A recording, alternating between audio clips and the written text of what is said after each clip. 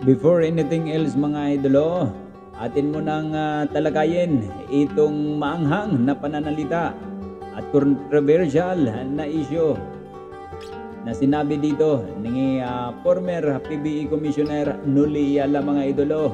Patungkol pa rin po dito sa bone spurs injury na nakuha ni Justin Noy P. Brownlee at sa kanyang treatment at ang kanyang tinitake na mga gamot yan mga idolo.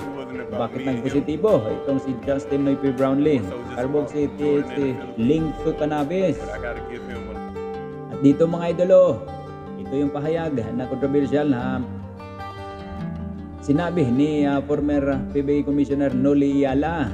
What happened to Brownlee is unfortunate and shocking, but talking to experts, it could have been avoided if only those in charge applied for a therapeutic use exemption. This is a basic in sports for athletes under medication. Why wasn't this done? Who dropped the ball again? Ayan ang medyo maanghang na pananalita dito mga idolo ni Noli Yala.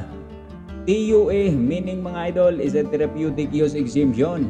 Yan po ang official dokumento sana para magkaroon ng permiso may bigay sa isang atleta to take a medication that is ordinarily prohibited for the treatment of a legitimate condition. Ibig sabihin kung ito sana o na-anticipate ito ng SBP at dadalhin itong dokumento dahil nagkaroon nga ng injury at nagtitake ng treatment itong si Justin Noy P. Brownlee, ayan po ang ibinigay, magkaroon sana ng exemption at wala sanang mangyaring ganitong pagkakataon na nagkakaroon ng problema itong si Justin Noy P. Brownlee. Tandaan po natin ito si Justin Noy P. Brownlee ay isa lang po sa nagpapanalo nitong Gilas Pilipinas mga idolo. At dito nagkaroon dito ng request itong SBP dito sa ITA, sa International Testing Agency, at katuwang niyan ang China upang magkaroon ng retesting sample itong si Justin Noy P. Brownlee para mag-apila sa Anti-Doping Division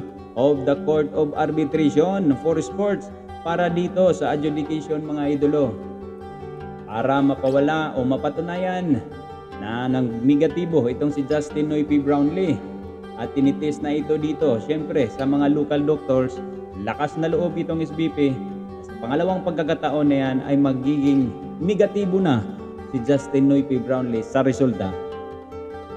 At dito ating maitanong sa ating kanya-kanyang pag-iisip dito mga idolo, bakit nasisingle out dito si Justin Noy P. Brownlee? Kung ating i-analisa ng maigi mga idolo, si Justin Brownlee ang nagpapanalo ng Gilas Pilipinas at makuha dito ang gold medal.